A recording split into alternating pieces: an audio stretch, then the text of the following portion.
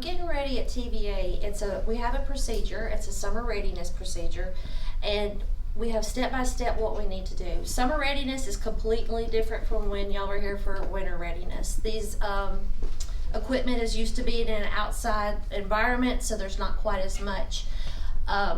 We do make sure that all available equipment is recognized that might be a threat to generation or something, and we make all efforts to ensure that the equipment is available, ready to go, and that we have, if it's redundant equipment, that is all available, and if something happens to one, it'll just automatically transfer to the other piece of equipment. So that is basically what we do, is just to make sure everything is available so we can make megawatts and stay online through these extensive summer runs. That's what I'm saying. Communication is paramount. If we have any issues or whatnot, we let corporate know, we let scheduling know, so they can either have buying authority or whatnot to make up the megawatt load that we need. Currently, the Valley has been performing excellently. It's been above board what we've been doing. We've met load every day. We've had no issues whatsoever. Issues with just routine equipment and stuff. Here at John Sevier, we've been able to rotate the equipment in and out, adjusting, and basically during these situations, these long summer runs, you just got to be able to pivot and do what you have to do to make the load. So during these times, there's different levels of phases we go through, and right now we're just basically on notification level. Here at the plants, that we're in a conservative alert, which means that if there's any unnecessary maintenance or testing that was scheduled, we're not doing that, because we're not going to put any of our units at risk for tripping a piece of equipment that might potentially lose megawatts. So what we're doing right now, that's paramount for our success right now, is very extensive daily routine walks several times, making sure that all the equipment is running like it's supposed to, making sure that we're not seeing, if you're hearing vibrations or leaks or anything like that. And so we're just basically not touching, but we're being very aware of our environment and what's going on with our equipment. Here in East Tennessee, we really don't have an issue with this. We don't have issues. The Clinch River is a very cold river, or the Holston River is a very cold river, and so we don't have to worry about cooling water coming in too hot as they do further down the grid, as in Alabama. So here, our equipment's used to being outside all the time anyway, so this is its normal environment. So the freezing of instrumentation and stuff, it thrives in these hot environments. Here, 750 megawatts is what we produce. I can't tell you what 1 megawatt produces per house. That'll be somebody else's position on that one. Yeah, we normally say about 575, 585 homes per megawatt. Gotcha. And that's for an average home. Sure. So the good news is the system is performing as expected so far this summer. We're meeting all the loads every day. We've seen peak loads of up to 29,000, 30,000 megawatts several times over the last week or two, which is not unexpected for this time of year. So this time of year, we're meeting demands on a daily basis of occasionally 29,000, 30,000 megawatts, which is not unusual for this time of year, and certainly nowhere near a record. We've seen peak demands in the summer of over 33,000 megawatts in years past. So we're in very good shape as far as being able to meet the demand with what we have. TVA is able to produce with the generation we have over 32,000 megawatts as needed, and then we have the ability to purchase up to 5,000 more megawatts if needed on demand. So the system is in great shape. Plants like the John Sevier combined cycle plant are doing what they're supposed to do to make sure that we can meet demand. I think earlier one of you guys asked about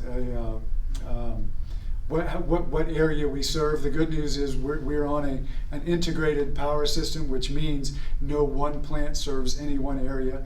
If we would have an issue with generation at some place like John Sevier, you're not going to see the next town over most likely lose power. That's not going to happen because we feed generation from multiple sources, and it's an integrated system, an integrated grid, so that if something trips off in one place, we're able to quickly to feed that area with another location. so that we're serving all 7 states instead of being hooked directly into just one community. So it's an integrated power system, and it's designed to do that. What's that? So this is the kind of thing that TVA plans for all year round. Peak demands both in the summer and in the winter. We start assessing each of our plants for a summer readiness early in the spring, even before it starts to heat up, making sure that we have every available megawatt on demand. And we've been doing that for the last several months, as Kate explained, to make sure that we're ready to meet these peak demands. And if we have an issue at one plant, we have other generation that's backup. Some of our smaller CT natural gas units, this is what they live for all year long. They're ready to come online within 10, 15 minutes notice to make sure that the demand is being met. So. Well, again, what we have right now is the ability on our system to meet over 32,000 megawatts of load. We have added 1,400 megawatts more generation than we had a year ago. 2 natural gas sites one in Alabama and one up in Kentucky, 750 megawatts each, have come online since last summer. So we're continually investing in the system, continually trying to add new generation. We're hoping by the end of the year we'll have another 500 megawatts or so of generation up at Johnsonville online. And again, all of these are fast start units where they're meant to be able to come online within 10 or 15 minutes to meet demand, follow load, because as we know, load increases during the day in the summer. When people come home in the hottest part of the day, they want to be comfortable, so they'll turn up the air conditioning a little bit more, and then they'll start doing what they need to do in the evening hours, so that increases the demand into the afternoon. And we have to be able to follow that load, because then in the evening it falls off again. So that's what these natural gas generation sites are meant to do, to meet peak demand, but also to help us meet the demand all year round. So studies in the last year or two have shown that our region as a whole is growing at 3 times the national average. Some parts of Middle Tennessee are growing at up to 5 times the national average. So we started planning for this 5, 7 years ago, a decade ago, and we're now looking to a decade ahead. We're in the middle of what we call an integrated resource plan, which is taking a look at the decades coming ahead. And that IRP process is underway right now, and we'll be looking again at all the different scenarios that we'll need to meet the demand in the coming decade and beyond that. And that IRP process is going to be a public process that will continue into next year to help us figure out what we need to do to make sure we're meeting demand not only for today but also for the decades. So TVA operates on a least cost planning, which means that we have to make the decisions as best we can without impacting the people who pay their bills. So all of the decisions we're making now are intended to not raise rates in an undue amount. We have to keep rates as low as feasibly possible when we're making all the decisions. So, for example, we had a 4.5% rate increase last year, and that was to help us with some of the decisions that we're making. And every year we look at, in August, our TVA board takes a look at what the budget is for the next year and make sure that we're able to if we need to increase rates, that we do it as little as possible to make sure that we're meeting the budget for the generation needs and for the transmission needs in the year to come and in the years to come. And where was this new addition financed? Where did this money come from to build these new generators? Well, again, TVA has an overall system budget every year, and that includes new generation, new capacity, new transmission needs as part of the annual budget. We operate an $11 billion system every year, and a huge chunk of our expenses every year is for new generation, transmission, and maintenance. So we try to absorb as much of that as we can every year into our costs.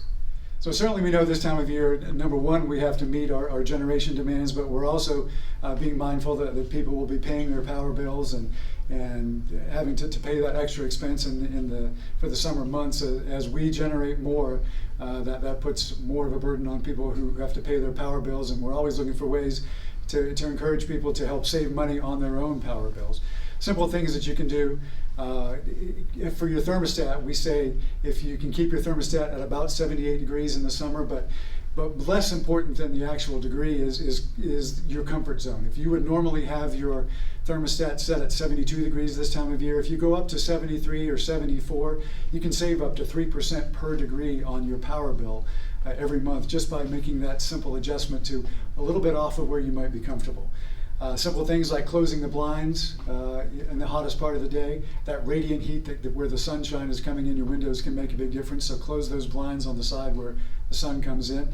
And also avoid using major appliances that would generate a lot of heat, like your washer, your dryer, your dishwasher in the hottest part of the day.